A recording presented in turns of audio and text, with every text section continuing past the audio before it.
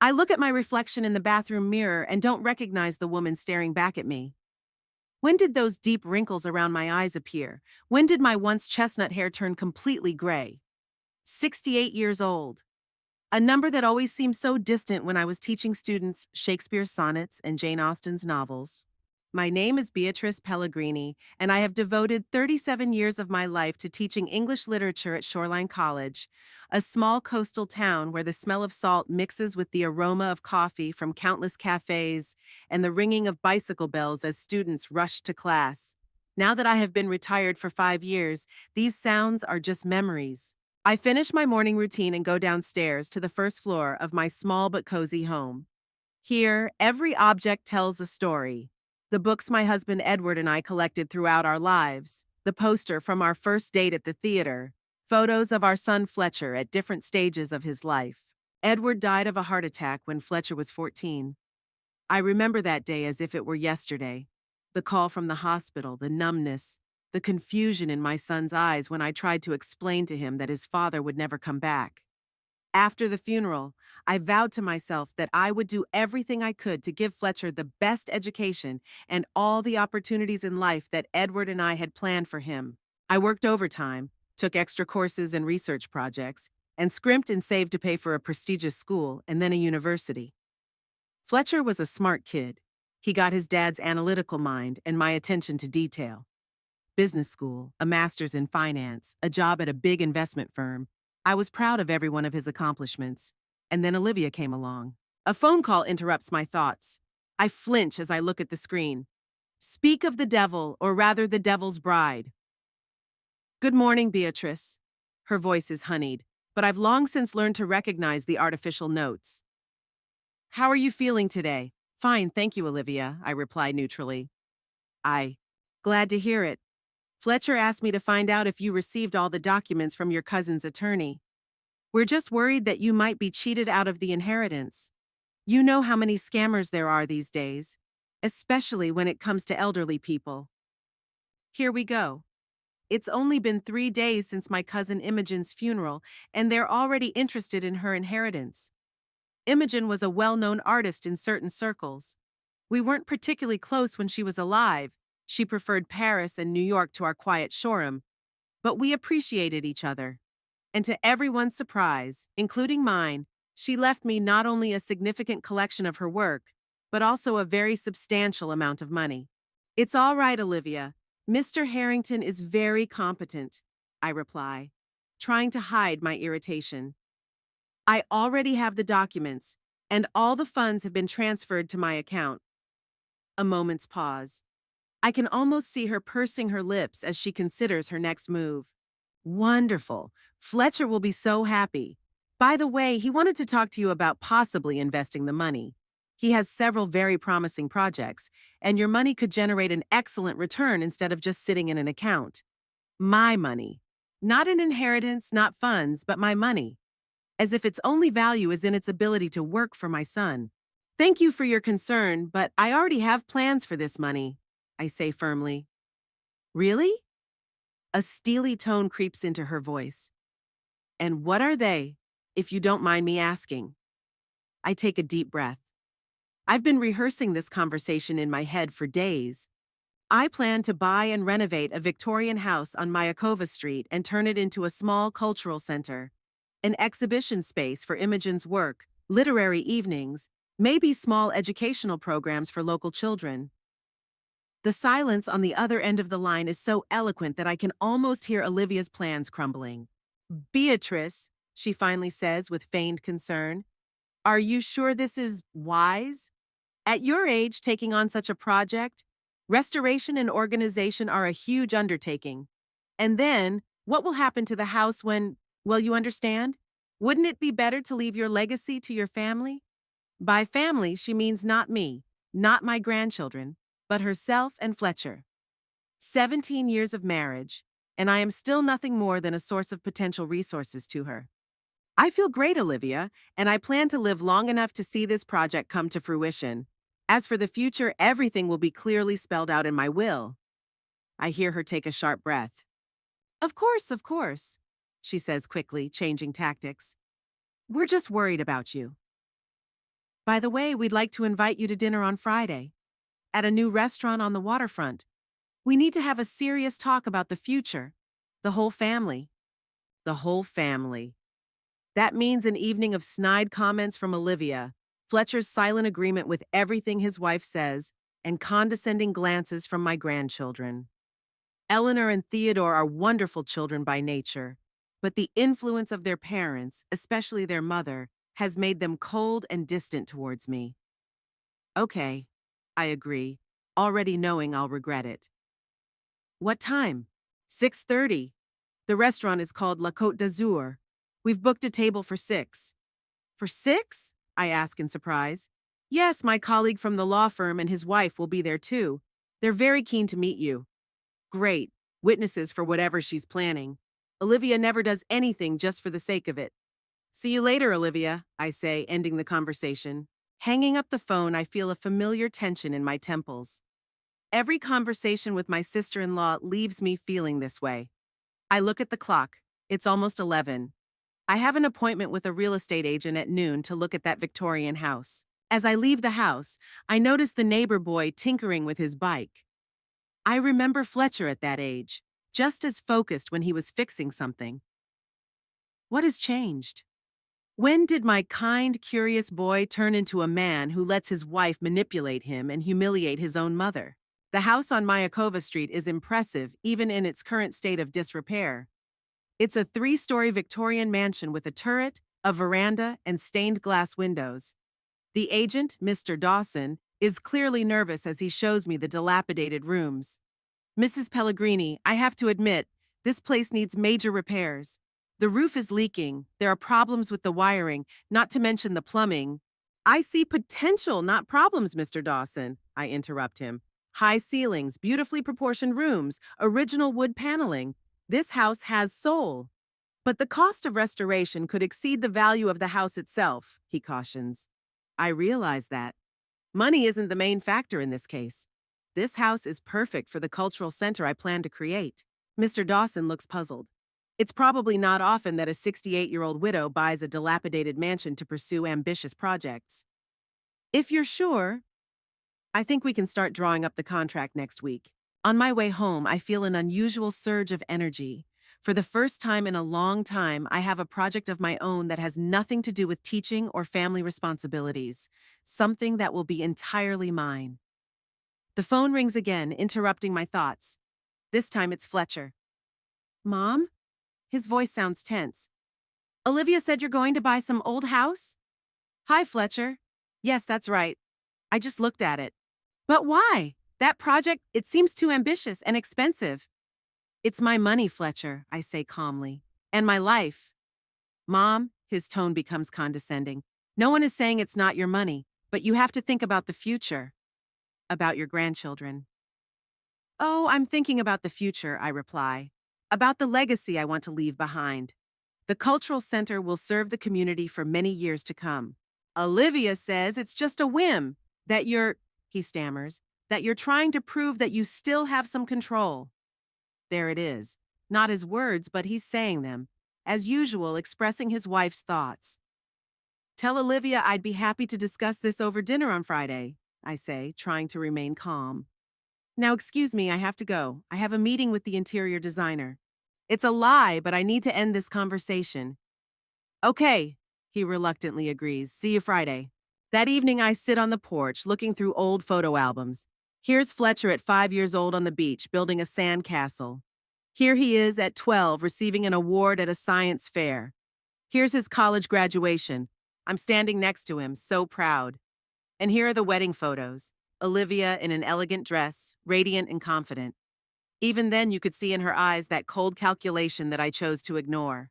My thoughts are interrupted by the doorbell. To my surprise, my grandchildren are standing at the door, 16-year-old Theodore and 12-year-old Eleanor. Grandma, Theodore nods reservedly. He is tall for his age, with Edward's serious eyes. Mom asked me to give you an invitation to dinner. She forgot to mention that it's a restaurant with a dress code. Ah, there it is. A subtle hint that my usual clothes might not be presentable enough for their circle. Thanks, Theo, I smile. Would you like to come in for a minute? Eleanor exchanges glances with her brother. She has Olivia's dark hair but my green eyes. We don't have much time, she says in a tone that is undoubtedly copied from her mother. Our driver is waiting. Of course, I nod, trying to hide my disappointment. See you Friday.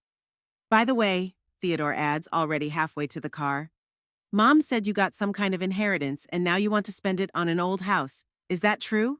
Yes, I'm planning to create a cultural center, I reply, watching their reaction.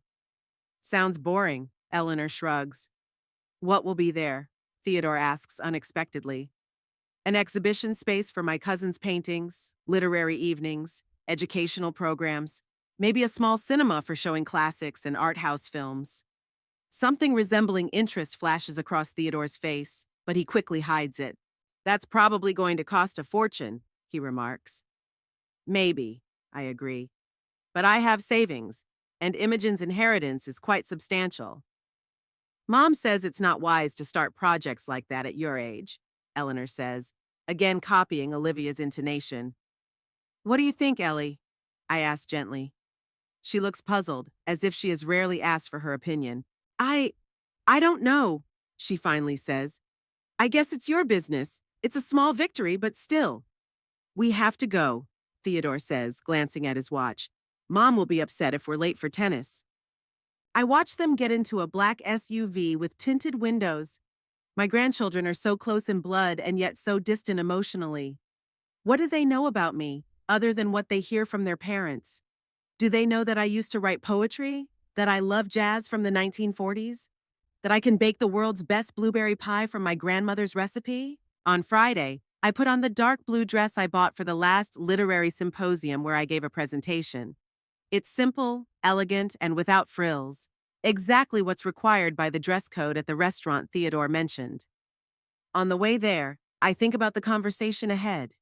Whatever Olivia has planned, I have to stay calm and firm. This money is mine and only I will decide how to use it. The Azure Coast is exactly as I expected, pretentious with a claim to European chic. The maitre d' shows me to a table where Fletcher, Olivia, the children, and another couple, obviously Olivia's colleagues, are already seated.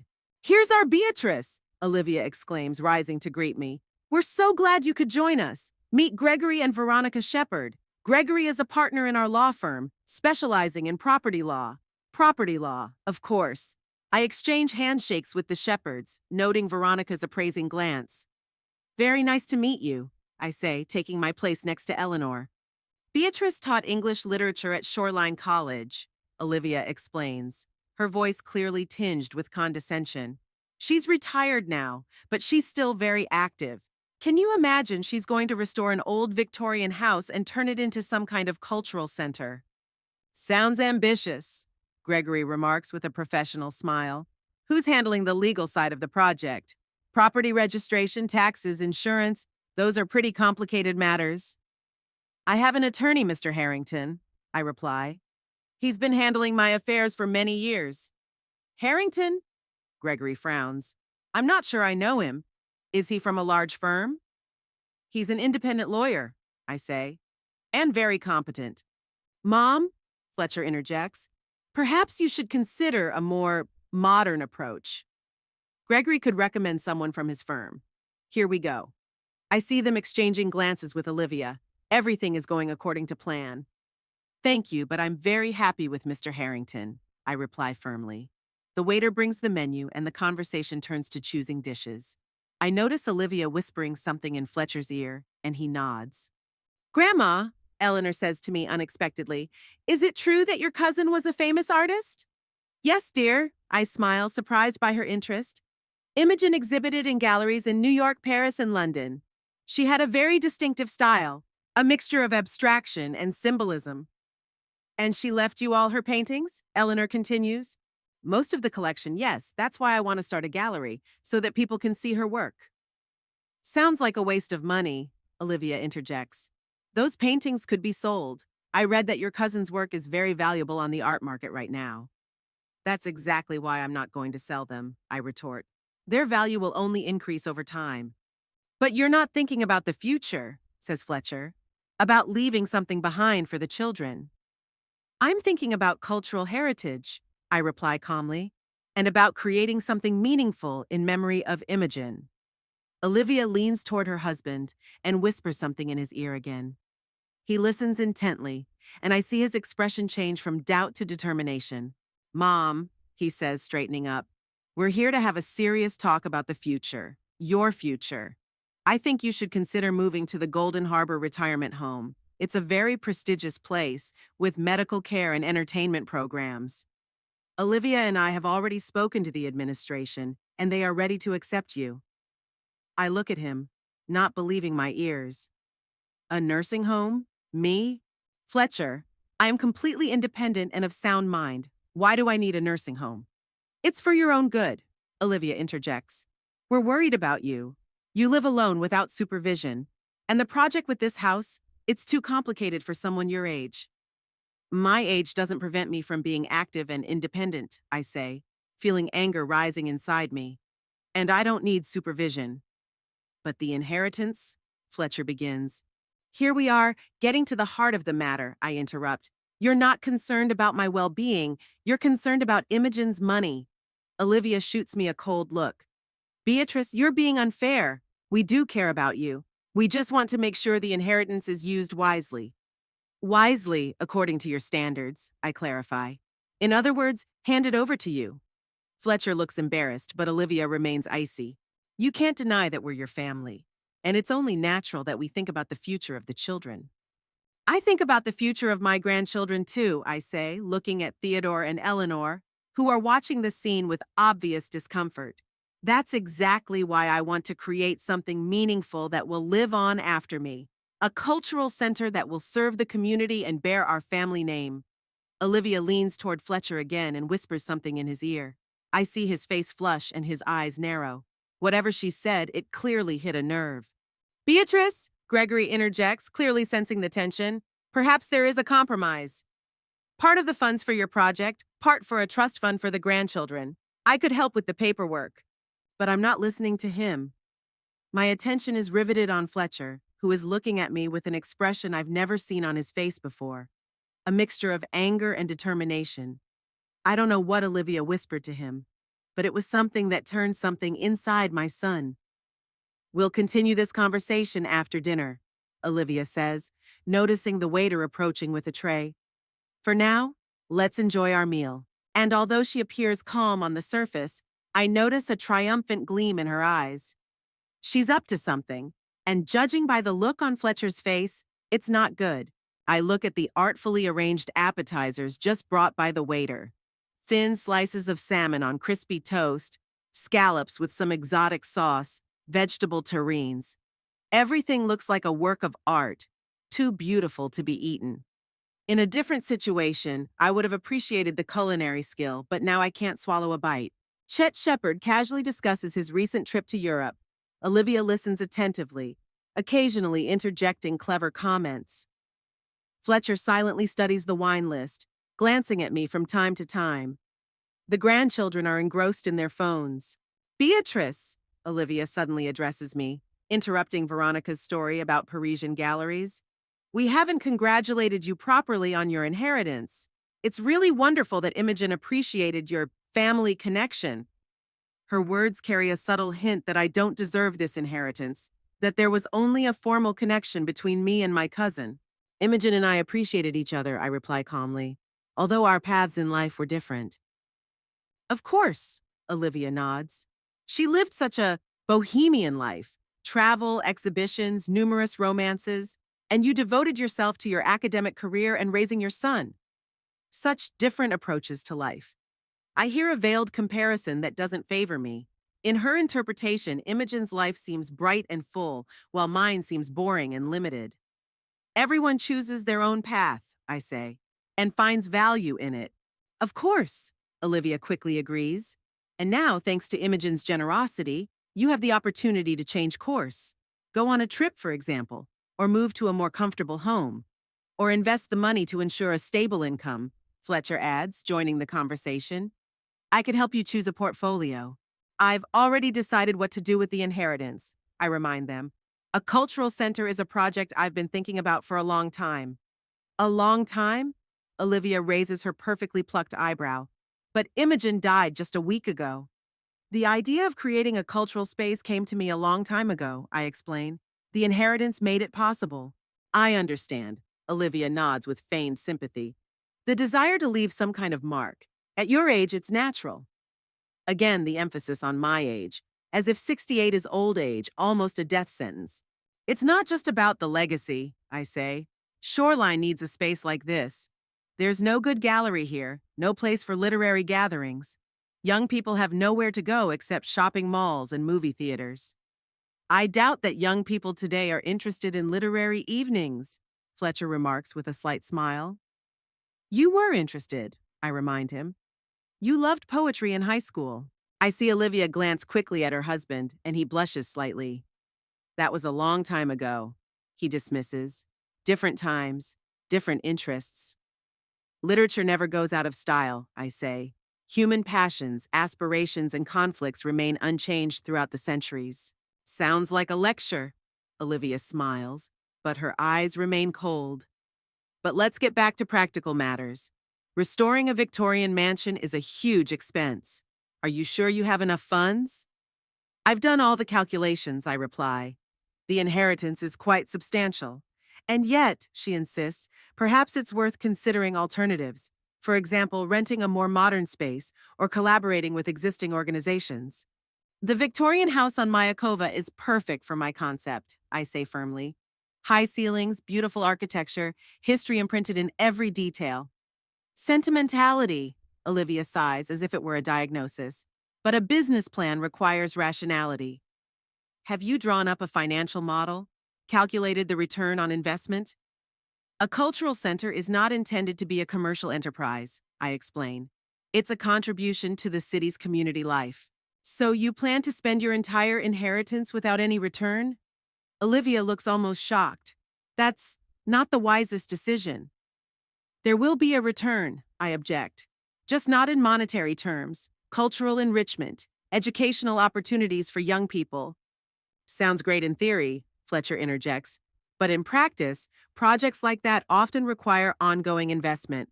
The building needs maintenance. The staff needs to be paid. In a few years, you may find that all the funds have been exhausted. I have a plan to attract grants and sponsorship, I say. I'm not as naive as you think. No one thinks you're naive, Beatrice, Olivia says quickly. We're just concerned. A project like this is a huge responsibility and burden at any age, and at yours? At my perfectly healthy age of 68, I finish for her. I am in perfect health, with a clear mind and enough energy for any project I choose. For a moment, an awkward silence reigns at the table. Theodore and Eleanor look up from their phones, clearly intrigued by the raised tone of the conversation. Of course, Beatrice, Veronica says conciliatorily. No one doubts your energy. You look wonderful for your age.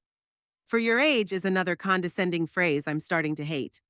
Thank you, I reply dryly. The waiter brings the main courses, and for a while the conversation turns to the chef's culinary skills. I notice Olivia whispering something in Fletcher's ear, and he nods, giving me a strange look. Mom, he says when the waiter leaves, Olivia and I wanted to discuss another option with you. Perhaps one that's more optimal for everyone. I'm listening, I say, though internally I'm bracing myself for another attempt at manipulation. What if part of the inheritance goes to your project, he suggests, and part is invested in the children's future, say 50-50? That's not a compromise, Fletcher, I shake my head. That's an attempt to gain control over the money Imogen left me. My cousin wanted me to do with it as I saw fit, and I intend to respect her wishes. But you're not thinking about the future, he insists, his voice becoming tense. What will happen to the children if… If what? I interrupt. If I die? I've already provided for their education. The rest is your responsibility as parents. That's selfish, Olivia interjects, her tone hardening. Spending a fortune on a project that's likely to fail instead of securing your grandchildren's future. Selfish. I feel my voice rising and make an effort to speak more quietly. It's selfish to demand money that doesn't belong to you. It's selfish to expect me to give up my plans for yours. It's selfish to talk about my death as if it's imminent, just because you can't wait to get your inheritance. Olivia's face hardens, but she quickly regains control and smiles. though the smile doesn't reach her eyes. Beatrice, you've got this all wrong. We just care about you. No, Olivia, I say, looking her straight in the eye. You care about Imogen's money. And you know what? This is a pointless conversation. I've made my decision, and no amount of manipulation will change it. I see anger flash across Olivia's face, quickly replaced by cold calculation. She turns to Fletcher and whispers something in his ear. I can't make out the words, but I can see her lips moving quickly and her eyes never leaving me. Fletcher's expression changes. His cheeks flush, his eyes narrow. Whatever Olivia said to him, it hit a nerve. He looks at me with an expression I've never seen before. A mixture of anger, hurt, and something else, something dangerous. Mom, he says, his voice trembling with suppressed emotion. You always do this. You always think you know best. That we're not smart enough or responsible enough. But you know what? You're no better than us. Your precious project is just an attempt to prove that you still matter. A pathetic attempt. I recoil, stunned by the power of his words. Fletcher, I never said. You never said it, but you always thought it. His voice rises, attracting the attention of neighboring tables. You always thought I didn't live up to your expectations, that I wasn't worthy? Not worthy of what? I ask, completely confused. Fletcher, what are you talking about? The way you looked at your father, he says bitterly, with such admiration, and at me always with a hint of disappointment, as if I could never measure up to him. I'm stunned. Has he really thought all these years that I compare him to Edward? That I'm disappointed in him? Fletcher, that's not true, I say, trying to touch his hand, but he pulls it away. I've always been proud of you. You're lying, he hisses. Even now you're lying. You're disappointed in me, in what I've become, in my family, in my children. You don't think I'm worthy of Imogen's legacy. I never said that, I protest, feeling tears welling up in my eyes. Fletcher, please, let's talk about this calmly. Not here. Where? He laughs, but it's not a happy laugh. At your precious cultural center? Or maybe at the grave of your father, whom you still love more than me? Fletcher! I'm shocked by his words. How can you say that? Olivia watches us with barely concealed satisfaction. The shepherds look embarrassed but make no attempt to intervene. The children freeze with their phones in their hands, their eyes wide with shock. I'm telling the truth, Fletcher continues, his voice now louder than usual. You've always been a cold, controlling woman. You always knew better. You were always right. And now you want to spend money that should belong to our family on some meaningless project just to prove that you still matter, that you're still in control. I look at my son and I hardly recognize him. Where did my kind, sensitive boy go? How did he turn into this angry, resentful man? I love you, Fletcher, I say quietly. I always have, and I always will. But I won't let you talk to me like that, and I won't let you or Olivia tell me how to spend my money. Olivia leans toward Fletcher again and whispers something in his ear. I see his face darken, his eyes narrowing to slits. Whatever she said, it's like the last straw. You, he begins, his voice trembling with rage. You? And then it happens. Faster than I can react. Fletcher rises from his seat, his hand shoots up, and I feel a sharp blow to my face. Pain burns my cheekbone, and stars flash before my eyes. I lose my balance and fall from my chair onto the hard floor of the restaurant. The world freezes for a moment. I lie on the floor, stunned by pain and shock. An instant silence descends around us, followed by an explosion of voices. Someone is screaming. Someone is calling for the manager. I vaguely hear Eleanor's frightened cry. Slowly raising my head, I see Olivia's face. She doesn't look shocked. On the contrary, I see cold satisfaction in her eyes, quickly replaced by theatrical concern when she notices the glances of other patrons. Fletcher stands frozen, his hands still raised. His face reflects a mixture of emotions, shock, horror, and the realization of what he has just done. Grandma! Eleanor rushes toward me, her face contorted with fear. Mom, Fletcher whispers, as if only now realizing what has happened. I didn't mean to. I don't know what came over me. I look at my son, the man to whom I gave everything, my youth, my dreams, my love. And in that moment, something inside me dies. The taxi stops outside my house. I sit motionless in the back seat, unable to force myself to move. The driver clears his throat. "We're here, ma'am." His voice snaps me out of my stupor. I mechanically take out my wallet, pay, and get out of the car. The keys slip out of my trembling fingers as I try to open the front door. Finally, I manage to get the lock to work and enter the dark hallway. Without turning on the lights, I walk into the living room and sink into an armchair. The silence of the house weighs on me, making what happened seem even more unreal. Did my son, my Fletcher, really hit me? Was I really lying on the floor of an expensive restaurant while people looked at me with pity and embarrassment?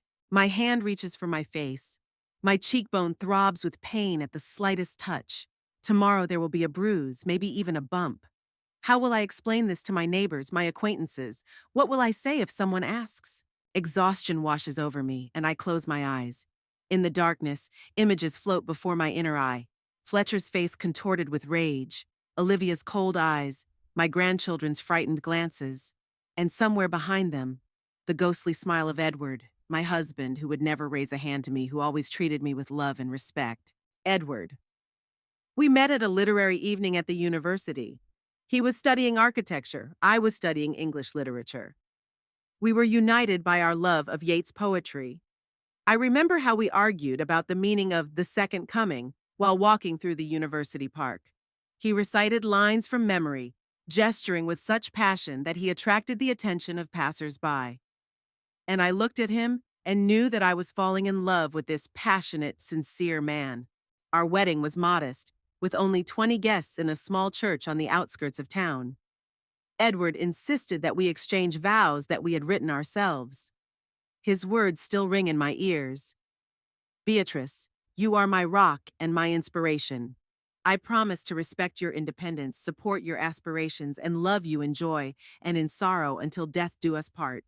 We were happy, even when money was tight, even when we had to work overtime to pay the bills. Every Sunday, we had a culture day. We went to museums, exhibitions, theaters. Edward said that nourishing the soul was as important as nourishing the body. When Fletcher was born, our life changed, but it didn't become any less fulfilling. We took him everywhere with us, to art galleries, architectural exhibitions, parks, and libraries. Edward made wooden toys for him, and I read books to him, choosing different voices for the characters. Fletcher grew up to be an inquisitive, sensitive boy with a vivid imagination and a kind heart. And then that fateful day came. Edward left for a conference in a neighboring town. The call from the hospital came like a bolt from the blue, a massive heart attack. The doctors did everything they could, but it was too late. Fletcher was 14. He stood next to me at the coffin, tall and thin, his face frozen. He didn't cry at the funeral, didn't show any grief. Only in the evening did I hear muffled sobs coming from his room. I wanted to go in and comfort him, but the door was locked. The next morning he acted as if nothing had happened. He got ready for school, ate breakfast, and left without saying a word about his feelings. From that day on, something changed in our relationship. It was as if an invisible wall had grown between us. I tried to break through it. I offered to talk, invited him to our culture days. But Fletcher increasingly refused, preferring to spend time with his friends. I immersed myself in my work. I was promoted to head of the department, published several scientific articles, and began work on a monograph on the influence of Victorian literature on contemporary prose. All the while, I was saving money for Fletcher's education. I was determined to give him all the opportunities that Edward and I had planned for him. He got into a prestigious university, earned a degree in economics, and found a good job at a financial company. I was proud of him, although I noticed that with each passing year, he became less like the sensitive, curious boy Edward and I had raised. He became more practical, more focused on material success, less interested in art and literature. And then he met Olivia. She was an assistant at the law firm that served his company. Ambitious, confident, with impeccable taste and a cold beauty. When Fletcher brought her to meet me, I felt a strange uneasiness. There was something calculating in her smile, in her gaze. But Fletcher looked at her with such adoration that I suppressed my doubts. Their wedding was lavish. Over 200 guests, an expensive restaurant, an exquisite menu. I felt out of place in this atmosphere of ostentatious luxury. As the newlyweds exchanged their standard vows, I couldn't help but remember the sincere, heartfelt words Edward and I had exchanged. After the wedding, Fletcher became even more distant. Our meetings turned into formal dinners on holidays where Olivia dominated the conversation and Fletcher silently agreed with her every word. I saw how she gradually isolated him from his former friends, his hobbies, everything that didn't fit into her idea of a successful life. When our grandchildren were born, first Theodore, then Eleanor, I hoped it would bring us closer together.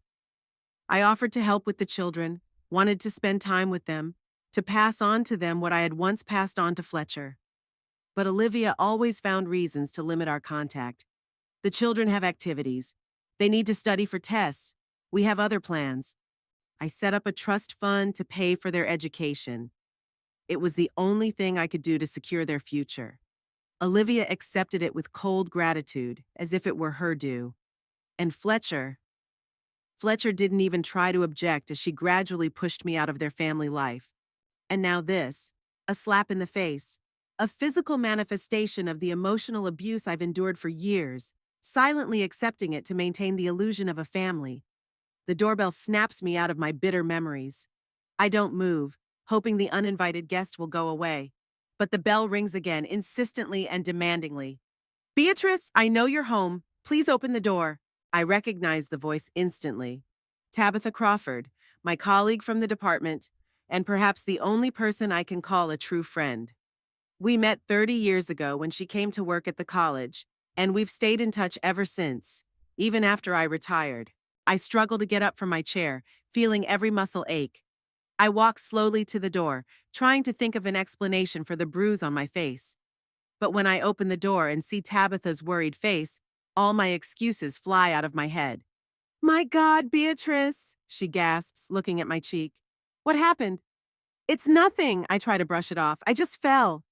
Don't lie to me, she says firmly, walking into the house without waiting to be invited. I've known you for 30 years. That doesn't look like a fall. She turns on the light in the living room, and I flinch at the sudden brightness. Tabitha stares intently at my cheek, her face hardening. Who did this?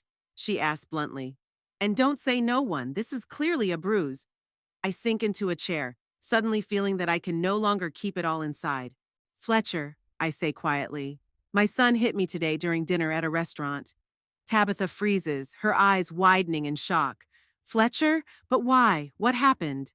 And then I tell her everything about Imogen's inheritance, about the plans for the cultural center, about Olivia's manipulation, about how she whispered something in Fletcher's ear before he lost control. Tabitha listens silently, only shaking her head occasionally. When I finish, she gets up and goes to the kitchen. I hear her open the refrigerator, looking for something. You don't have any ice, she says, returning. I'll make a cold compress with frozen vegetables. It'll reduce the swelling. She wraps a bag of frozen peas in a towel and presses it against my cheek. The cold touch is both painful and pleasant. Hold it there for 15 minutes, she instructs. In the meantime, let's talk about what you're going to do next. Do? I ask. What do you mean? I mean your son committed an assault, Beatrice, she says bluntly. That's a crime. You could press charges. I shake my head. No, Tabitha, I'm not going to do that. Why not? Because he's your son? That's no excuse for violence. I know, I sigh. It's just the trial, the publicity, all of it. I don't want to go through that. And I don't want to put Theo and Ellie through it. Tabitha looks at me for a long time, then nods. I understand. But you have to do something. You can't just pretend nothing happened. I'm not going to, I say, and there is a determination in my voice that surprises even me. I'm cutting ties with Fletcher and Olivia completely. Are you serious? Tabitha looks surprised. Are you sure? Absolutely. I've turned a blind eye to their manipulation and neglect for too long. For years, I've made excuses for Fletcher's behavior, convincing myself that he's just under his wife's influence. But today he made a choice. He chose to hit his mother, and there must be consequences for that choice. Tabitha nods slowly, a look of respect appearing on her face. I'm glad to hear that, Beatrice. It's about time. It won't be easy, I admit. They're my only family. No, Tabitha says firmly. Family isn't just blood. Family is people who love and respect you, who support you, not humiliate you, who rejoice in your successes, not try to control your decisions. Her words sink deep into my consciousness. How many years have I clung to the illusion of family ties, ignoring the fact that I haven't had a real family for a long time? Ever since Olivia came into Fletcher's life, she has methodically destroyed our relationship, turning my son into her puppet and me into an inconvenient obstacle to her complete control. You're right, I say, lowering the compress. But my grandchildren? You can try to maintain a relationship with them directly, Tabitha suggests. They're old enough to understand what's going on, especially after today. I remember Eleanor's face when she ran out of the restaurant after me. Shock, anxiety, confusion, and something else I couldn't identify at the time. Perhaps understanding? The realization that something deeply wrong was happening? Perhaps, I agree. But Olivia will do everything she can to prevent that. You underestimate yourself, Beatrice, Tabitha says with a gentle smile. You've always been a strong woman. Remember how you fought to get female authors included in the literature program? How you defended your dissertation in front of a committee of old conservatives? How you managed to raise your son on your own while building an academic career? I smile faintly, remembering those times. Yes, I was strong, once upon a time. That strength is still in you, Tabitha continues, as if reading my mind. You just let Olivia and Fletcher convince you that you're weak, dependent, in need of their guidance and control.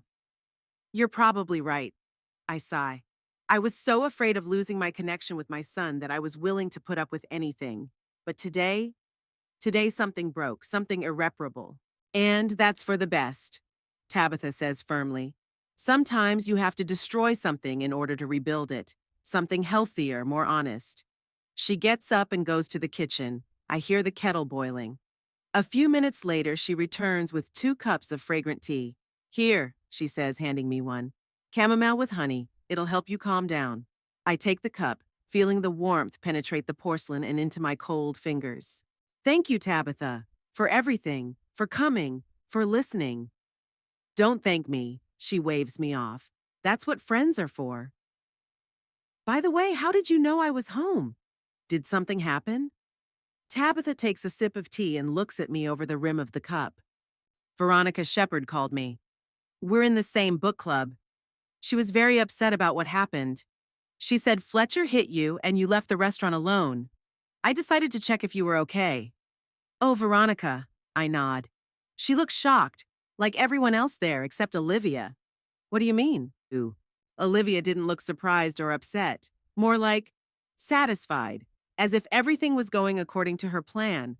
Tabitha frowns. Do you think she provoked Fletcher on purpose? I'm sure she did, I say firmly. She whispered something in his ear right before he lost it. Something that made him furious. But what could have caused that reaction? What could she have said? I shake my head. I don't know. Something very personal, very painful. Maybe something to do with Edward. Fletcher was yelling something about me loving my father more than him. That I always looked at him with disappointment, comparing him to Edward.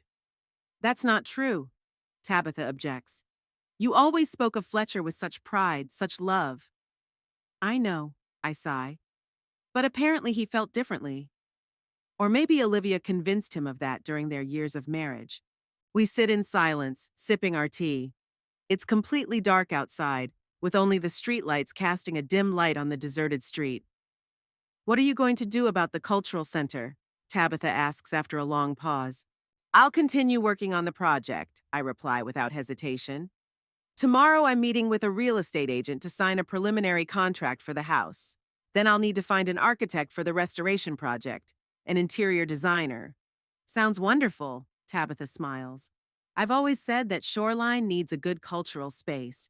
Have you decided which of Imogen's works will be exhibited? Most of her later works are from the Sea Transformation series.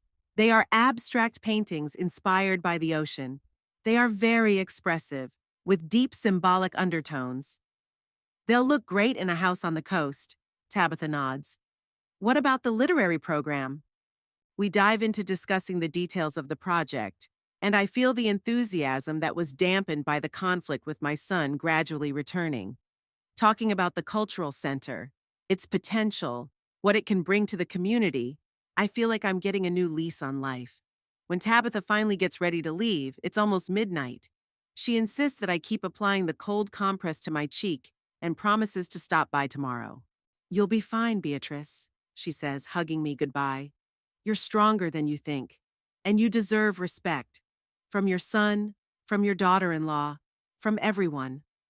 True love doesn't require enduring humiliation and abuse, even if it comes from your own children." After she leaves, I stand at the window for a long time, looking out at shoreline at night. The city lights reflect off the dark waters of the bay, creating the illusion of a starry sky underwater. Edward loved this view. He said that at moments like this, he felt connected to the whole world, to the past and the future at the same time. What would you do, Edward? I ask myself. What would you do in my place? I can almost hear his voice, calm and confident. "You know the answer, Beatrice. You always have." And it's true. Deep down, I know what I have to do. Break off the toxic relationships that have poisoned my life for years. Focus on a project that will benefit society and be a worthy memorial to Imogen. Try to establish direct contact with my grandchildren, if they want me to, and start a new chapter in my life, without manipulation, without humiliation, without fear of losing what has long been lost. My cheek still hurts, reminding me of what happened. But strangely, this physical pain brings clarity. It's as if Fletcher's blow broke not only my cheekbone, but also the illusions I had cherished for so long. Illusions about family, about my son, about my own role in their lives. I return to my bedroom and slowly get ready for bed. Tomorrow will be a new day. A day when I will start living a new life. With new goals, with a new understanding of myself and my relationships. And for the first time in a long time, I feel not fear of the future, but a strange, unexpected relief. It's as if a heavy burden that I've been carrying for years has finally fallen from my shoulders, allowing me to straighten up and breathe deeply. The morning sun lights up my kitchen as I make myself some tea. A week has passed since that awful evening at the restaurant. The bruise on my cheek has turned yellowish, but it's still visible. I've stopped hiding it under layers of foundation. Let people see it, let them ask questions. I'm not going to keep secrets anymore just to keep up appearances. The phone rings for the third time this morning. I know who it is. Fletcher has been trying to call me since I didn't show up for family dinner on Sunday. I don't answer. I'm not ready to hear his voice, his excuses. Maybe I'll never be ready. Instead, I review the documents I've prepared for today's meeting with Mr. Harrington, my longtime attorney. He's a dry, elderly man with an impeccable reputation and a sharp mind. He's been handling my legal affairs since college, helped set up a trust fund for my grandchildren, and will now be changing my will. The doorbell interrupts my thoughts. Standing on the doorstep is a courier with a bouquet of white lilies, my favorite flowers. I know who they're from before I even open the attached card. "Mom, I'm sorry. I don't know what came over me. Please, let's talk." "Fletcher." I placed the bouquet on the table in the hall. White lilies were Edward's favorite flowers. He gave them to me on every wedding anniversary. Fletcher knows that. He knows they have a special meaning for me. It's easy to manipulate feelings using symbols like that, but I'm not falling for these tricks anymore. My car keys are already in my hand, my briefcase is on my shoulder. Today is an important day, and no sentimental gestures are going to make me stray from my chosen path. Mr. Harrington's office is located in an old building in the center of Shoreline. The secretary, who has known me for many years, smiles warmly and immediately shows me into the office. "Mrs. Pellegrini," Mr. Harrington rises to greet me. "I'm glad to see you, although the circumstances are not the most pleasant." I briefly explained the situation over the phone when I made the appointment, but now, sitting in his office, I tell him everything in detail about Imogen's inheritance, the conflict with my son and daughter-in-law, and the physical abuse. "This is a serious matter," Mr. Harrington says when I finish. "You could file an assault report." "No," I shake my head. "I don't want a court case. I just want to change the will and make sure Imogen's inheritance is used as I intend." He nods understandingly. "In that case, we'll need to draw up a new document. The current version, if I remember correctly, leaves everything to your son, with the condition that a trust fund be set up for your grandchildren. Yes, I confirm. Now I want the cultural center I'm creating to be the primary beneficiary. The house, the art collection, the library, everything should go to a foundation that will manage the center. Mr. Harrington makes notes in his notebook. What about personal belongings, savings? I pause for a moment.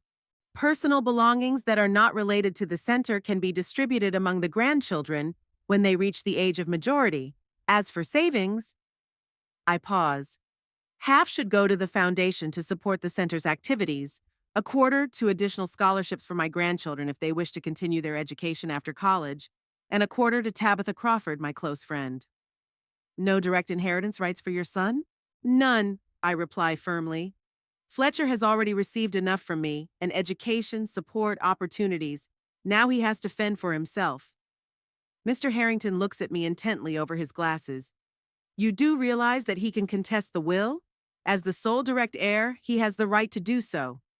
I know, I nod, but he won't have any grounds. I'm of sound mind and capable of making informed decisions. Besides, there are witnesses to what happened at the restaurant. If it goes to court, it won't be in his favor. True, Mr. Harrington agrees. I'll have the documents ready by the end of the week. You will need to sign them in the presence of 2 witnesses who are not beneficiaries. I'll ask Tabitha and one of my former colleagues, I say. One more thing, he adds. You should consider a healthcare proxy, in case you are unable to express your wishes yourself due to your health. It's a sensible suggestion, but it makes me think about age, about the inevitability of growing old. I would have named Fletcher, but now, Tabitha, I say firmly. She knows me better than anyone, and I trust her judgment. Mr. Harrington nods and makes a note. What about buying a house? You mentioned you wanted to speed up the process. Yes, I confirm. Mr. Dawson, the real estate agent, said the owner is willing to move quickly if we don't haggle over the price. I can contact him and expedite the paperwork, Mr. Harrington offers. I also recommend a thorough technical inspection of the building, given its age and condition. I've already arranged it, I smile. The experts will inspect the house on Monday. Excellent, Mr. Harrington smiles back. It's nice to see you taking such a thorough approach. When I leave his office 2 hours later, I feel lighter. The concrete steps and legal formalities give my decision weight and finality, which I strangely find comforting. In the car, I check my phone. 5 missed calls from Fletcher, 2 messages from Olivia, and 1 from Eleanor. I open only the last one. Grandma, are you okay? I'm worried. Please text me. Her concern touches me. I quickly type a reply. I'm fine, sweetie. Busy with some things. Talk to you soon. I don't read Olivia's messages, knowing they will be a mixture of fake concern and veiled threats. Instead, I drive to the next stop on my itinerary for today. The bank. I open a new account, separate from the ones I already have. I transfer Imogen's inheritance and some of my own savings into it. The bank manager, a young woman with a professional smile, doesn't ask any unnecessary questions, although I notice her gaze lingering on my still visible cheekbone. Leaving the bank, I feel hungry and decide to have lunch at a small cafe on the waterfront. Edward and I used to come here often. We would sit at a corner table, discuss books, and watch people passing by. After his death, I avoided this place. The memories were too painful, but today something draws me here. I order a salad and tea, enjoying the view of the bay. It's a clear, sunny day, and boats glide across the water, leaving white trails on the blue surface. The beauty of this landscape reminds me why I love shoreline so much, why I want to leave something meaningful here. Lost in my thoughts, I don't immediately notice someone approaching my table. I look up and see Olivia, impeccably dressed with perfect hair and a cold smile. Beatrice, she says, sitting down across from me without waiting to be invited. I finally found you. Olivia, I say, unable to hide my surprise. How did you know I was here? Shoreline is a small town, she shrugs. Veronica Shepherd called me and said she saw you coming into this cafe. I make a mental note to be more careful about appearing in public. The town really is small, and rumors spread quickly. What do you want? I ask bluntly. To talk, she replies, still wearing that fake smile. Fletcher is beside himself with worry. You didn't answer your calls. You didn't come to Sunday dinner. I think the reasons are obvious, I say, instinctively touching my cheekbone. Olivia pretends she's only now noticing the bruise. Oh, that's terrible. Fletcher has never done that before. He's not that kind of person, Beatrice. Something just broke inside him in that moment. He's genuinely remorseful.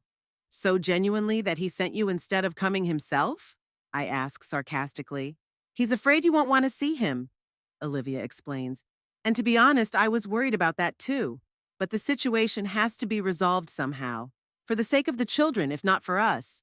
The situation has already been resolved, Olivia, I say calmly. I'm breaking up with you and Fletcher, completely. Her eyes widen slightly. She clearly didn't expect this. But that's impossible. We're a family. No, I shake my head. Family is people who love and respect each other. For years, you manipulated my son, turned him against me, tried to control my decisions and my money. And now he's raised his hand to me. This isn't a family. It's a toxic relationship that I no longer intend to support. Olivia changes tactics, her face becoming concerned. Beatrice, I understand you're upset, and you have every right to be. But such radical decisions. This is an emotional reaction that could lead to consequences you'll regret later. I've thought this through carefully, I reply. And I've already taken concrete steps. The will has been rewritten, Fletcher has been disinherited. Imogen's money has been transferred to a separate account that he has no access to. The deal to buy the house will be finalized in the next few days. I see her expression change from feigned concern to poorly concealed anger. You can't do this, she says, her voice hardening. Fletcher is your only child, your legal heir. He can contest the will. Let him try, I shrug. He has little chance of winning given the circumstances, and a public trial where the fact of his violence comes to light is unlikely to reflect well on his career or on your reputation in society. Olivia presses her lips into a thin line. You don't understand what you're doing. This decision will hurt not only us, but also the children. The children have nothing to do with our conflict, I say firmly. I have already provided for their education through a trust fund, and the new will provides additional funds for them. But they will receive this money directly, without your control. You have no right to interfere in how we raise our children, Olivia hisses, forgetting her role as a caring sister-in-law. I'm not interfering, I reply calmly. I'm just securing their future, and I'm leaving the door open for them to communicate with them if they want to, when they grow up and can make their own decisions. Olivia looks at me with undisguised hatred. You'll regret this, Beatrice. Perhaps, I agree, but not as much as I would have regretted continuing to endure humiliation and abuse for the sake of an illusion of family. She stands up abruptly, but before she leaves, she leans toward me and says quietly, almost in a whisper, Do you know what I told Fletcher that night? That you always thought he was unworthy of the Pellegrini name. That you told me how disappointed you were in him, how you wished he had followed in his father's footsteps. That Imogen's money is your way of creating a legacy worthy of Edward's name, not Fletcher's. I recoil shocked. That's a lie. I never said that. What does it matter? Olivia smiles coldly. He believed it, and he will always believe that his mother thought he was unworthy. With that, she leaves, leaving me reeling from her cruelty and manipulation. Now I know that ending the relationship is the only right decision. These people will never change, never stop trying to control and manipulate. I return home determined to finish what I started. I write letters to my grandchildren by hand. In this age of electronic communication, it seems more personal, more meaningful. My letter to Theodore is restrained but sincere. I explain my decisions, express my hope that someday we will be able to restore our relationship, and tell him that I will always love him no matter what. The letter to Eleanor is more emotional. I feel that she is more like me, sensitive, thoughtful, with a deep inner world that she is forced to hide under her mother's influence. I write about music, literature, and how important it is to follow your heart, even if it doesn't meet the expectations of others. I explain to both of them that my decision to break off relations with their parents has nothing to do with my feelings for them, that the door to my home will always be open to them when they are ready, that I hope to one day show them the cultural center, tell them about Imogen's work, share with them a part of my life that their parents always tried to hide. After sealing the envelopes, I put them on the shelf. I'll send them later, when things have calmed down a bit. Right now, it would only make things worse and provoke another wave of anger from Olivia. In the evening, Fletcher calls. I stare at the phone screen for a long time, fighting the urge to answer, to hear his voice, maybe even believe his remorse. But I remember Olivia's words, her admission of the lies she whispered in his ear, and decide that talking is pointless. While Fletcher is under his wife's influence, no reconciliation is possible. Instead, I dial Tabitha's number and tell her about my meeting with Olivia. "What a snake!" Tabitha exclaims. "Using Fletcher's deepest fears and insecurities against him and against you. That's just mean, but effective," I sigh. She knew exactly what to say to push him over the edge. "What now?" Tabitha asks. "Now I'm moving on," I reply resolutely. "I'm finalizing the deal on the house, starting the renovations, and getting ready to open the cultural center. I'm living my life without looking back for their approval or disapproval." "Sounds like a great plan," Tabitha says approvingly. "And you know what? I'm proud of you, Beatrice. Not everyone can find the strength to break out of a toxic relationship, especially a family one."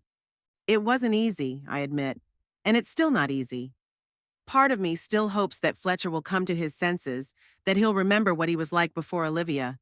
"He's a grown man," Tabitha reminds me gently, "and he's responsible for his actions, regardless of his wife's influence. He made a choice when he raised his hand to you, and he has to live with the consequences of that choice." I know she's right. But a mother's heart doesn't accept rational arguments so easily. Part of me will always love Fletcher, will always remember the little boy with bright eyes and an open heart. But I have to accept that that boy grew up a long time ago and turned into a man I hardly recognize. The next few days pass in a flurry of business. I sign the papers to buy the house, meet with the architect who will be doing the restoration, discuss the interior design concept with the designer. Every decision, every step forward gives me confidence, confirms that I am on the right path. Fletcher continues to call, but less and less frequently. One day I notice his car parked across from my house, but I don't go out. Let him think I'm not home. I'm not ready for this meeting, and I'm not sure I'll ever be ready. Instead, I immerse myself completely in the Cultural Center project. I sort through Imogen's work, study the history of the Victorian house that will soon be mine, and plan literary and educational programs.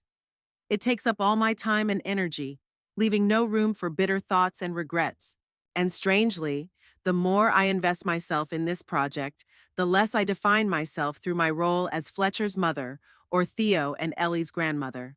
It's as if every day I rediscover Beatrice Pellegrini, not just a mother, grandmother, or widow, but a woman with her own aspirations, dreams, and goals. A woman who can create something meaningful not only for her family, but for an entire community. One evening, while looking through old photo albums, I find a picture taken a year before Edward's death. We are standing on the beach, the wind ruffling our hair, the sun blinding us, making us squint. But we are smiling, openly, sincerely, happily. I look at my face in this photo and suddenly realize that for the first time in a long time, I feel echoes of that happiness, that inner freedom.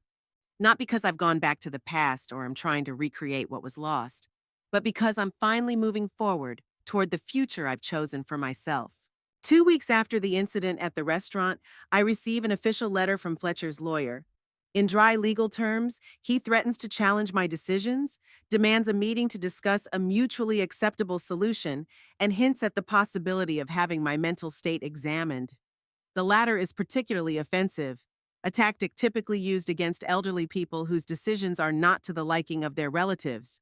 I pass the letter to Mr. Harrington, who responds in equally formal terms, but with an unambiguous hint that, in the event of legal proceedings, evidence of physical abuse by Fletcher will be provided, including witness statements and a medical report on my injury. A reply arrives 3 days later. The tone is much softer and the threats of legal action have disappeared. Instead, there is an offer to meet for family reconciliation. I decline, knowing that this is just another attempt at manipulation. On the same day, a huge bouquet of roses and a box of chocolates arrive with a card from Fletcher and Olivia. With deepest apologies and hope for reconciliation. I give the flowers to my neighbor and the chocolates to the children playing in the street. No gifts can change my mind. On Sunday, the doorbell rings. Fletcher is standing on the doorstep, pale, haggard, with dark circles under his eyes. I almost slammed the door shut, but something in his eyes, sincere remorse, pain, makes me stop. Mom, he says quietly, please just listen to me, just 5 minutes. I let him in, but don't invite him to sit down. We stand in the hallway, looking at each other like strangers. I came to apologize, he begins. What I did was unforgivable. I understand why you don't want to see me, why you changed your will. I deserved it. Yes, you did, I agree. But it wasn't just that punch. It was the culmination of years of neglect, manipulation, attempts to control my life. Years when you allowed Olivia to humiliate me, isolate me from my grandchildren, treat me like a burden rather than a mother. Fletcher lowers his eyes. I know, and I have no excuse. But I want you to know that I realize my mistakes. I've started seeing a therapist to work through my anger issues and control problems. I'm trying to change. I'm glad to hear that, I say sincerely. I hope it helps you be a better father to Theo and Ellie. And a better son to you? He asks hopefully. I look at him for a long time. Part of me wants to believe that he has really changed, that our relationship can be repaired. But another part remembers the cold satisfaction in Olivia's eyes, her admission of the lies she whispered in his ear. Time will tell, I say finally. Right now, I'm not ready to resume our relationship. Sunlight streaming through the tall stained glass windows creates colorful patterns on the wooden floor. I stand in the middle of the main gallery of the Mayak Cultural Center and can't help but smile. It's hard to believe that a year and a half has passed since that terrible evening that became a turning point in my life. The Victorian mansion on Mayakova Street, once abandoned and dilapidated, has now been transformed beyond recognition. The restored facade with its turrets and carved elements is once again a delight to behold. Inside, the high ceilings with stucco moldings have been restored. The wooden wall panels have been polished to a shine, and the antique fireplaces are once again functional. At the same time, the building is equipped with modern lighting, climate control, and security systems, a perfect combination of historical charm and modern comfort. The ground floor houses a gallery displaying Imogen's works, mainly from her later series, Sea Transformations. The abstract paintings, inspired by the ocean, with their deep blue and green tones, blend perfectly with the maritime theme of Shoreline. The second floor houses a library and a space for literary gatherings, while the third floor features a small lecture hall and several classrooms for educational programs. The center opened 3 months ago, and every day since then has brought new joys and challenges. Local residents are showing genuine interest in the exhibition. Literary evenings are drawing full houses, and there is already a waiting list for educational programs for children and teenagers. I have hired a small staff, a gallery director, an administrator, 2 attendants, and teachers for the educational programs. But I do most of the organizational work myself, which I find deeply satisfying. For the first time in many years, I feel that I am doing something truly meaningful, not only for myself, but also for the community. Beatrice, the high school tour will be here in 15 minutes. Margaret, our administrator, peeks into the gallery. Are you ready? Yes, of course, I smile, adjusting the collar of my blouse. Giving tours to school children has become one of my favorite duties. Seeing the eyes of teenagers light up as they discover new horizons in art and literature brings me special joy. Margaret is one of many new acquaintances who have grown into friends over the past year. A retired librarian, she brings her vast experience and love of books to the center. There are others too. Leonard, a local artist who helps with exhibitions. Diana, a former music teacher who organizes musical evenings. Robert, an enthusiastic historian who gives lectures on the history of Shoreline. This new circle of friends is another unexpected blessing that the changes in my life have brought. These are people who share my interests and values, who respect me not for my family connections, but for who I am and what I do. Of course, Tabitha remains my closest friend. She has supported me every step of the way, from the painful breakup with my son to the triumphant opening of the center. She now heads the literary department, organizing meetings with writers, poetry evenings, and discussion clubs. After a tour for school children, I have a meeting with a potential sponsor, a local businessman interested in supporting our educational program. then lunch with members of the city council to discuss the possibility of including the center in the shoreline tourist routes. The day promises to be busy, but I feel energized rather than tired. Sometimes I wonder what my life would have been like if Fletcher hadn't hit me, if I had continued to endure humiliation and manipulation for the sake of maintaining the appearance of a family relationship. I probably would never have found the strength to break out of that toxic relationship. I would never have built the lighthouse. I would never have discovered this new life full of meaning and satisfaction. Of course, there were difficult moments. In the first few months after breaking up with Fletcher, I often woke up in the middle of the night feeling empty and lost. The habit of being a mother, a grandmother, the center of the family doesn't disappear overnight. There were days when I almost gave in to the urge to call, apologize, try to fix things. But every time the temptation became particularly strong, I remembered the cold satisfaction in Olivia's eyes, the lies she whispered to Fletcher, his raised hand. And I realized that returning to the old relationship would mean returning to the old humiliation and manipulation. Instead, I focused on building a new life. Every restored element of the Victorian house, every picture hung on the wall, every literary meeting I attended became a brick in the foundation of this new reality. I hadn't heard from Fletcher and Olivia in over a year. After several failed attempts at reconciliation, and I suspect after consulting with lawyers about the futility of contesting my will, they left me alone. I only learn about what is going on in their lives from mutual acquaintances, and even then only in bits and pieces. The situation with my grandchildren is more complicated. Theodore, who is now 17, has never contacted me. According to Veronica Shepherd, whose son attends the same school, he is completely immersed in preparing for admission to a prestigious university, following an ambitious plan that Olivia must have drawn up for him. Eleanor, on the other hand, sent me a letter 6 months after our breakup. Short, uncertain, asking about my health and how the Cultural Center project was progressing. I replied with a detailed account of the restoration, attached photos, and invited her to visit when she had the opportunity. Since then, we have exchanged several more letters. She writes about school, music, and sometimes about the books she is reading. She never mentions her parents or her home situation. I respect these boundaries and don't ask questions. The school trip is going wonderfully. The teenagers, who were initially skeptical about boring art, are gradually becoming fascinated by the story of Imogen's unconventional path in the world of painting and her experiments with techniques and materials.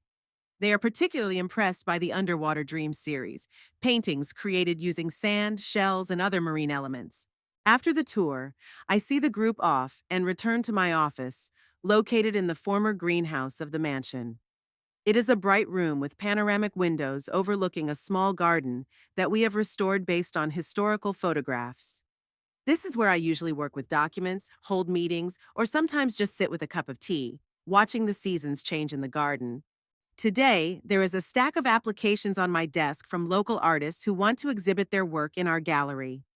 We have decided that in addition to the permanent exhibition of Imogen's work, we will organize temporary exhibitions of contemporary artists, mainly local ones. This attracts a new audience and helps emerging artists gain recognition. I'm looking through the portfolios, making notes when there's a knock at the door. "Come in," I say, without looking up from my papers. "Grandma?" The voice makes me jump. I look up and see Eleanor standing in the doorway. She has changed noticeably in the past year and a half. She has grown taller, transforming from a child into a teenager. Her hair is shorter than I remember, and there is a new, mature seriousness in her eyes. "Ellie!" I stand up, unable to hide my surprise and joy. "What a nice surprise!" She smiles uncertainly, shifting from foot to foot. "I wanted to see your center. It's impressive." "Thank you," I say, coming closer but not daring to hug her. "I'm so glad you came. Would you like some tea? Or maybe a tour?" "A tour, please," she nods.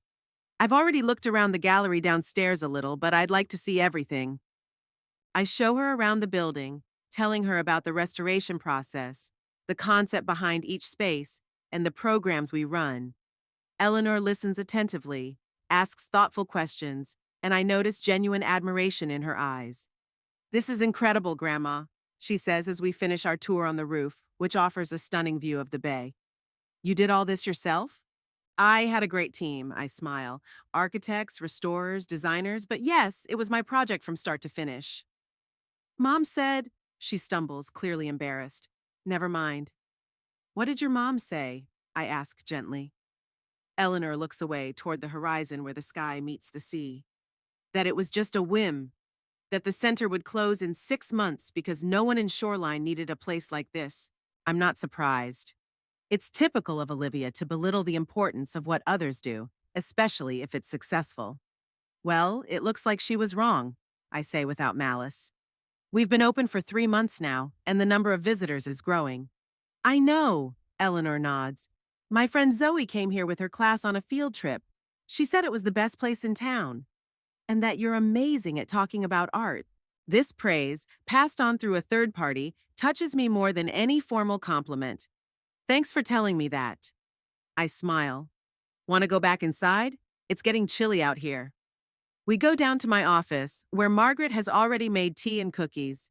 Eleanor sits down in the armchair by the window, wrapping both hands around her cup as if trying to warm herself. Do your parents know you're here? I ask after a pause. She shakes her head. I told them I was going to Zoe's to study for a history test. I see. I nod, not judging her for the lie.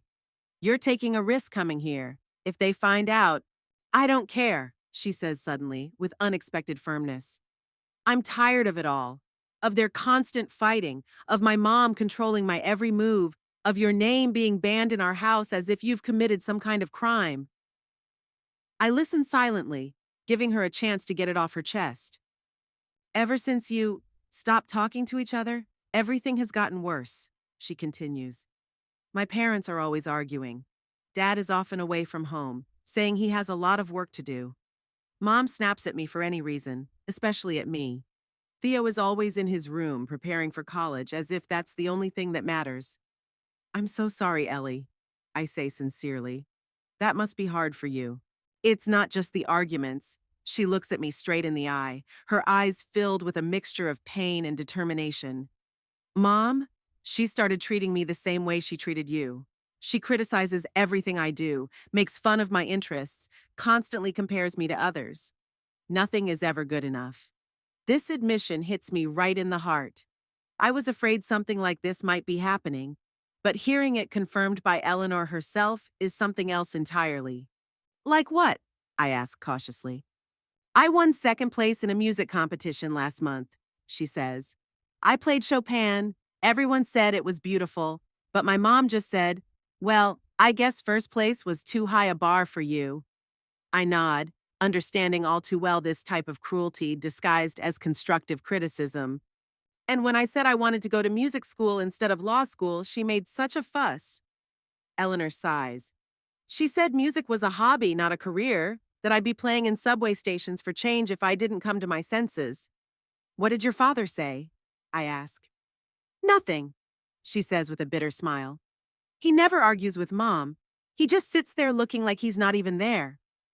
It's so like Fletcher, the way he's become over the years of his marriage to Olivia, a shadow of his former self, a man without opinions or will of his own. I hate it, Eleanor says suddenly, anger breaking through her voice. I hate how she manipulates everyone, how she makes us feel small and insignificant, how she forced Dad to give you up. Ellie, I say gently, your father made his choice. I don't want you to think of him as a victim. He's a grown man, responsible for his own actions. She looks at me for a long time, then nods. You're right. It's just, sometimes I see something in his eyes, longing, regret, especially when Mom starts criticizing me for being too much like Grandma, reading too much, being too into art and music. Being like me isn't the worst thing in the world, I smile. At least I hope not. That's the best compliment I've ever received, Eleanor says unexpectedly, and her smile reminds me of the little girl I once knew. We talk for another hour about music, books, her plans for the future. She really wants to go to conservatory and dreams of becoming a professional pianist. She already has a repertoire, is studying with a good teacher, paid for by the trust fund I set up, and is preparing for auditions. Grandma, she says before leaving, Can I come here sometimes? Just to hang out? Maybe help with something? Of course, sweetie, I reply without hesitation. You're always welcome here. And if you want, you can practice the piano in our music room. It's not as nice as yours at home, but it's beautiful, she interrupts. I saw it when you showed me the third floor. And here I can play what I want, not just what Mom approves of. We agree that she will come on Tuesdays and Thursdays after school, supposedly for extra lessons in the library. It's not an ideal solution. I don't like secrets and lies. But I understand that in this situation, Eleanor has no other choice. What if they find out? She asks, standing at the door. What if my mom forbids me to see you? Then we'll find another way, I reply confidently. You're 13 now. In a few years, you'll be able to make your own decisions, regardless of what your parents think. Until then, I'll be here waiting for you, supporting your dreams. She hugs me impulsively, the first time in a long time, and I feel something warm blossom in my heart. Not reconciliation with the past, no, but the possibility of a new future, a new connection based not on obligations or expectations, but on mutual respect and love. After Eleanor leaves, I stand at the window for a long time, looking out at the bay. The sun is sinking toward the horizon, painting the sky and water in shades of gold and purple, the very hour that Edward loved to paint in his architectural sketches. The magic hour, as he called it, when everything is transformed, bathed in a special light. I think about Fletcher, about how he might really regret his choice, about how our relationship turned out. I think about Olivia, about the inner emptiness a person must have to find satisfaction in humiliating others. I think about Theodore, following the path his parents chose for him, unaware that other possibilities exist. But most of all, I think about Eleanor, about her courage, her determination to follow her dream despite the pressure, about how she found the strength to come here today, risking her mother's wrath. And I realize that I don't regret anything. Yes, the break with my son was painful, and that pain will never completely go away. But it was a necessary step, not only for my own well-being, but also to show Eleanor that it is possible to break free from toxic relationships, to start a new life, to be happy despite past traumas and losses. Sometimes the wisest choice is to let go of those who hurt you, even if they are family. Not out of revenge or resentment, but out of the understanding that some relationships cannot be healed. Some patterns of behavior cannot be changed from the outside. And that true strength lies not in enduring humiliation for the sake of maintaining the status quo, but in the ability to start over, to build something meaningful from the wreckage of shattered expectations. I turn away from the window and notice a folder on the table with documents I was looking through before Eleanor arrived. Applications from artists who want to exhibit their work in our gallery. Among them are several really talented ones whose work would look great in our halls. Tomorrow I have a meeting with the City Council about expanding educational programs, followed by a discussion of the Summer Arts Festival with Leonard and Diana. Life goes on, filled with new projects, new acquaintances, new opportunities. And in this new life, there is now a place for Eleanor. Not as a granddaughter I see on holidays under Olivia's watchful eye, but as a close person with whom we are forming our own independent relationship. A relationship based on mutual respect, shared interests, and sincere affection. Maybe someday something similar will happen with Theodore. Maybe even with Fletcher, if he finds the strength to break free from Olivia's influence, realize his mistakes, and become an independent person, not just a reflection of his wife's desires and ambitions. But even if that doesn't happen, I know that my life is full and meaningful. That the decision I made a year and a half ago was the right one, despite all the pain it caused. That sometimes you have to lose your blood family to find your family of spirit. And that ultimately, it is these connections, based on choice, not obligation, that bring true satisfaction and happiness.